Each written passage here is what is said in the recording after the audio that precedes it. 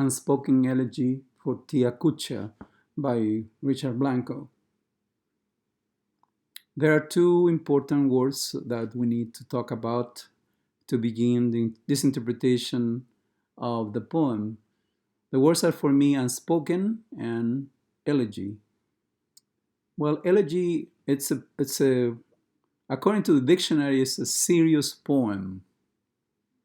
And it was a poem written as a lament for the dead.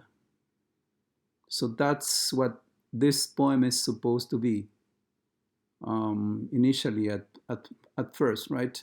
Um, a lament, some sort of lament for the dead, one would ask. At the same time, we have the adjective unspoken. Why is it unspoken? In what sense this elegy is unspoken? Why the poem has not been, or this elegy has not been said? In what sense it's not been said? So we need an answer for that question, and the poem should provide us with the answer to the question. At times, as we know, we have to visit relatives, and I say we have to because there are some reasons, powerful reasons that may lead us to make those visits. That's the case in this specific poem. We have Richard Blanco visiting with her aunt Cucha, and this visit to her apartment will bring from time to time, bring back memories for the poet. So we have the present time at which the poet is visiting with her aunt, and then recollections that are triggered by his own visit, the location, the conversation with her aunt, and so on and so forth. At the beginning of the poem, he says, I arrived with a box of guava pastelitos, a dozen red carnations, and a handful of memories at her door. So it seems to be a kind of routine visit to a relative he cares about. And of course, it's got to come with some presents. And he's trying to make a connection, a beautiful connection with her through something the Cubans enjoy, the pastelitos, guava pastelitos, right? And also, he brings the carnations probably as a symbol of love, right? He's trying to show her how much he cares about Tia Cucha. And then as he begins to be close to the apartment, recollections starts. And he says, for instance, how she spoke, blowing out cigarette smoke, her words leaving her mouth as ghosts, the music of her nicknames.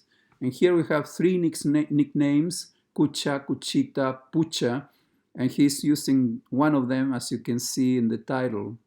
So terms of endearment to show your love to other people, right? To your loved ones. And I thought that the first words that she says to him are interesting in the sense that it looks to me like it's somehow the poet is somehow back home.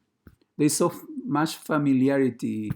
It's like this is sort of a password that she's saying to him for him to be able to enter the house.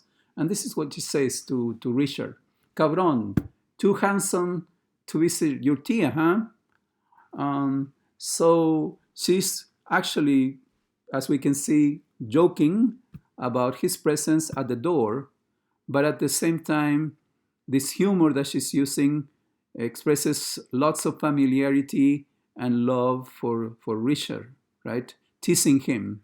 Okay, I need to tease you in order for you to come in. And then he says, she laughs, pulls me inside her efficiency, a place I thought I had forgotten. And now, as he enters, he looks around and he starts again remembering the many times that he probably was there with her, with his aunt, and and how much those memories actually are vivid for him or signify, right, emotions, perceptions that he had when he was like as a child with her probably, or a teenager. Mm, and he says, for instance, like and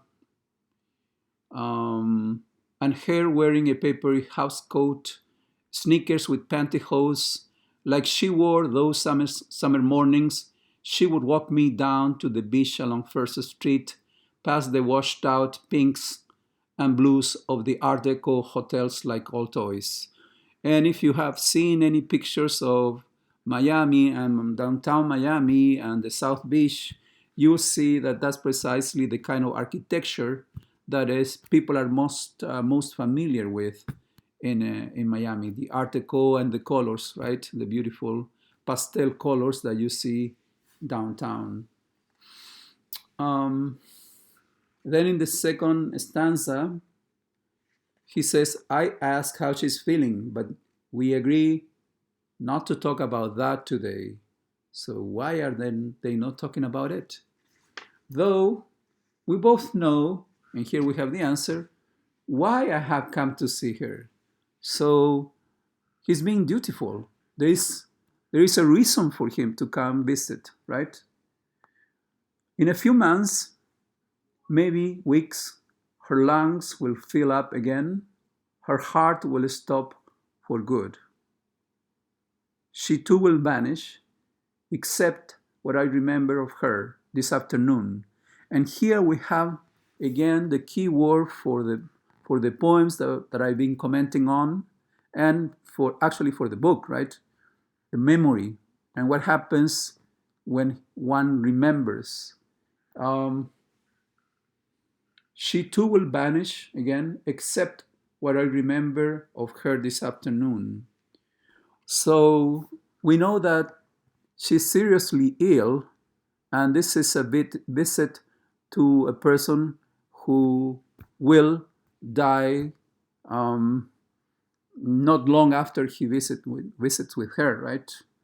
And so um, here we have the explanation for the question we had about the title, Unspoken Elegy. So we have the lamentation, right? The loss for somebody one cares a lot about, because she represents your childhood in Miami. And also we understand now perhaps why the title is Unspoken, because the poem it's presenting a situation in the present that triggers recollections, but one doesn't say, right? One doesn't write an elegy unless the person has died. And in this case, since the visit is taking place in the present time, he's anticipating that death, that passing away of his aunt, his tia. Um, but again, for the poet, what is important here is that remembrance, recollection, memory is able to preserve maybe the essentials of those we love, their faces, their their houses, their movements, their gestures, ways of dressing, for occasions, conversations and walks, the togetherness that happens among friends and among relatives, among couples, and so on and so forth. And the poem will finish um, with a sense of togetherness again, that they are both, and especially the poet, right, since he's writing the poem, treasuring this unique moment that he realizes will will flee away, will vanish, right? So he needs to write it precisely because this is a way, by writing the poem, of preserving the memory of his aunt. We complain about the wars, disease, fires blazing on the midday news as she dunks the flowers in a tumbler. He's going back to the beginning of the poem when he was referring to the carnations he brought over. A dozen red suns burst in the sapphire sky framed in the window, sitting by the table. And this is a beautiful way of ending. I thought of a photograph as well as a painting. And this tells me as a reader that this is truly a moment to treasure and capture in its vividness, right? In its freshness and even glamour, maybe, right? The glamour of something beautiful that you share with somebody who will go away, but not in your memory.